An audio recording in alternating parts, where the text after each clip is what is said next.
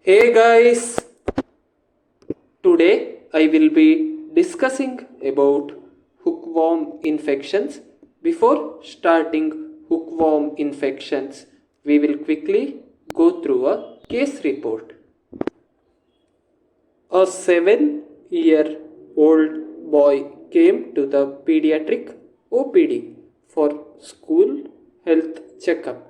On examination, he had a pallor. Peripheral blood smear revealed microcytic hypochromic anemia. Stool microscopy showed round to oval non-bile stained eggs with segmented ovum. You will be able to answer all these questions at the end of the video. Let's begin. I will be discussing about hookworm infections under following headings. First, I will give a brief introduction, followed by causative organism, morphology, life cycle, pathogenesis, clinical manifestations, lab diagnosis, treatment, and finally the prevention. Let's begin with introduction and causative organism. Hookworm infections are one of the important causes of iron deficiency anemia, and hookworm is a soil transmitted helminth. Hookworm is a soil transmitted helminth. There are several species of hookworm, but only 2 species causes hookworm infections in human beings. One is Encyclostoma duodenale, which is also known as old hookworm, and another one is Necator americanus, which is also known as new hookworm.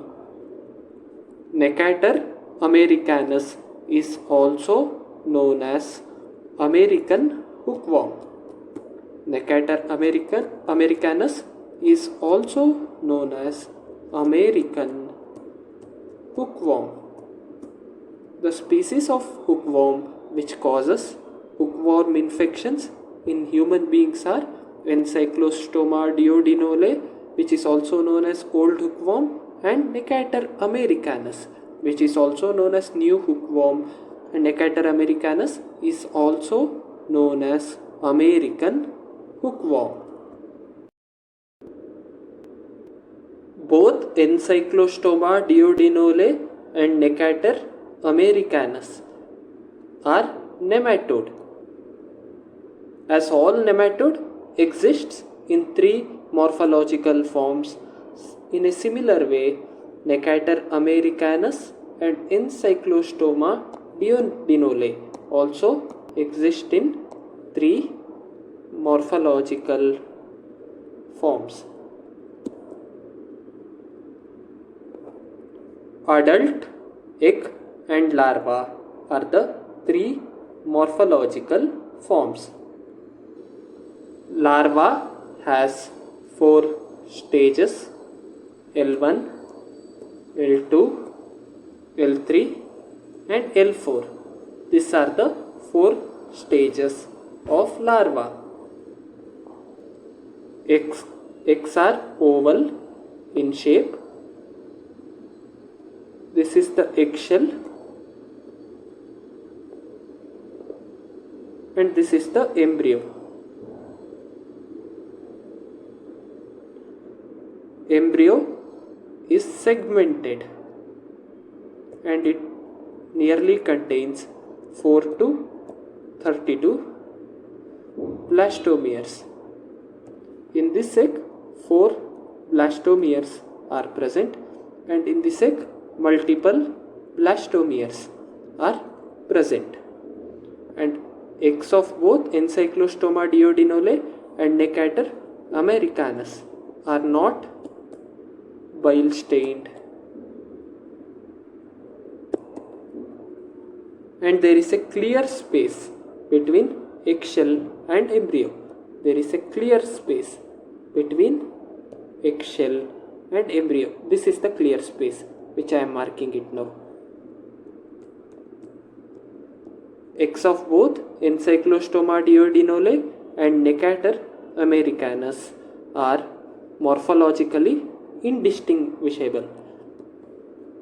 Eggs are oval in shape and they are not bile state. This is the eggshell and this is the embryo. Sorry guys, this is the embryo, and embryo is segmented and contains 4 to 32 blastomeres. In this egg 4 blastomeres are present, and in this egg multiple blastomeres are present, and there is a clear space between eggshell and embryo. And eggs of Encyclostoma duodenale and Necator americanus are morphologically indistinguishable. We are done with morphology. Next I will discuss the life cycle. Human beings are the only host of both Encyclostoma duodenale and Necator americanus. Human beings are the only host of Encyclostoma duodenale and Necator americanus. L3 larva is the infective form. L3 larva is the infective form, and human beings get infected by penetration of skin by L3 larva while walking barefoot on dampened soil.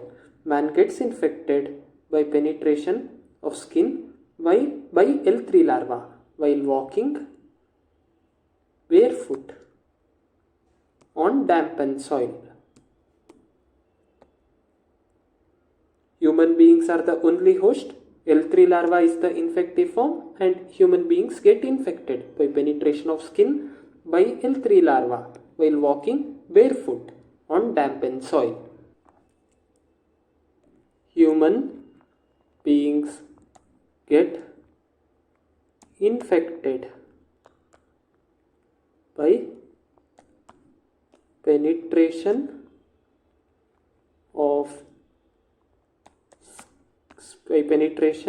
of skin by L3 larva while walking barefoot on dampened soil. Once L3 larva penetrates the skin,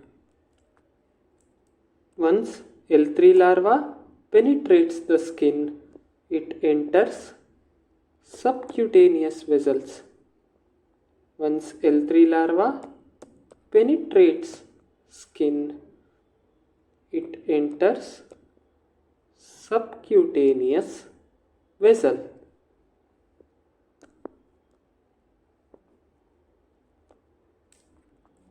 From subcutaneous venules, L3 larva is carried to lungs through venous circulation. From subcutaneous venules, L3 larva is carried to the lungs through venous circulation.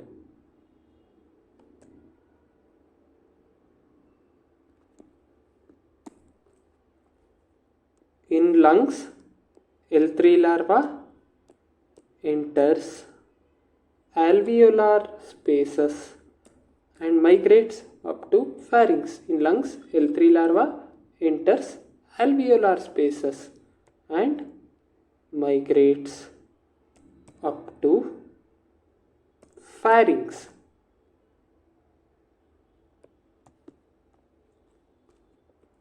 From pharynx, L3 larva re-enters GIT by swallowing of sputum. From pharynx, L3 larva not re-enters, sorry guys. From pharynx, L3 larva enters gastrointestinal tract through swallowing of sputum.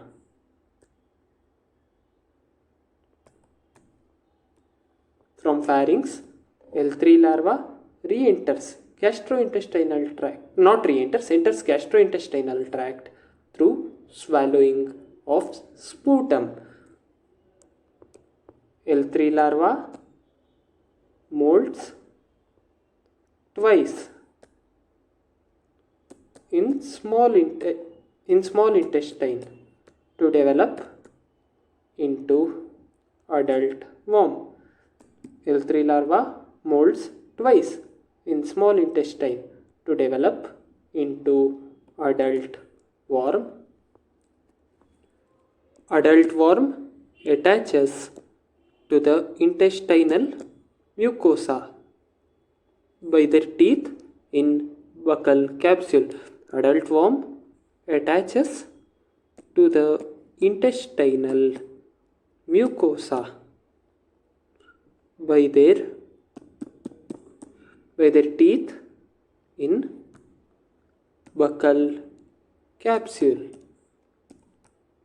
Following fertilization, female worm lays eggs which are passed in fecus. Following fertilization,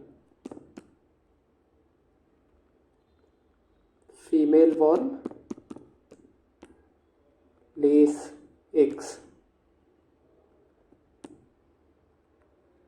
which are passed in fecus. Following fertilization, female worm lays eggs which are passed in fecus. Eggs released in fecus are immature, which become embryonated in moist, shady, warm soil. Eggs released in fecus are immature, which become embryonated in moist, shady, and warm soil.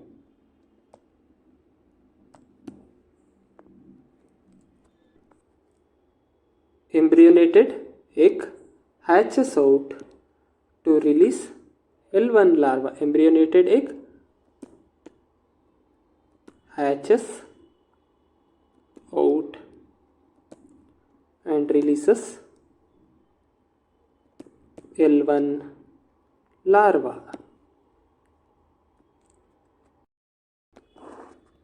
Embryonated egg hatches out and releases L1 larva. Embryonated egg hatches out and releases L1 larva. L1 larva molts twice to develop into L3 larva. L1 larva molts twice to develop into L3 larva, and this L3 larva is infective to the man. We are done with life cycle. Next, I will discuss the pathogenesis.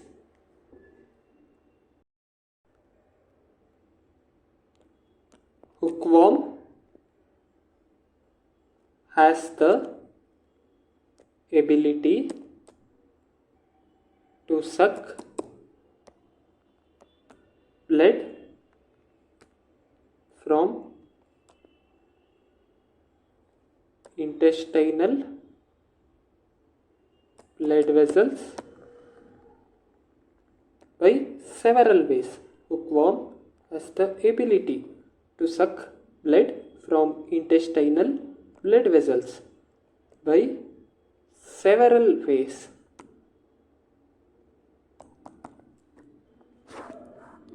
Hookworm sucks blood from intestinal blood vessels.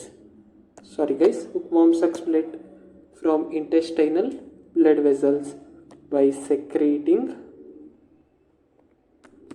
hydrolytic enzymes, and it also releases anticoagulants. Anticoagulants help in maintaining continuous oozing of blood from attachment site. Anticoagulants help in maintaining continuous oozing of blood from attachment site. Attachment site means the place where hookworm is attached in the mucosa of small intestine. Hookworm makes cuts in intestinal wall by its teeth and buccal capsule. Hookworm makes cuts in intestinal wall by teeth and buccal capsule, and it sucks blood through contraction of its muscular esophagus. Hookworm sucks blood through contraction of its muscular esophagus.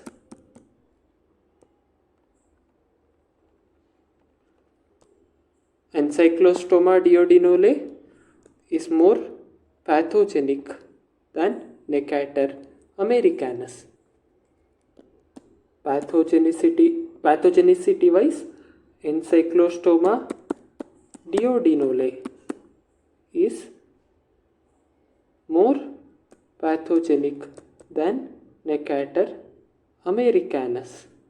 Pathogenicity wise, Encyclostoma duodenale is more pathogenic than Necator americanus. Hookworm penetrates skin by releasing proteolytic and hyaluronidase enzymes. Hookworm penetrates skin by releasing proteolytic and hyaluronidase enzymes.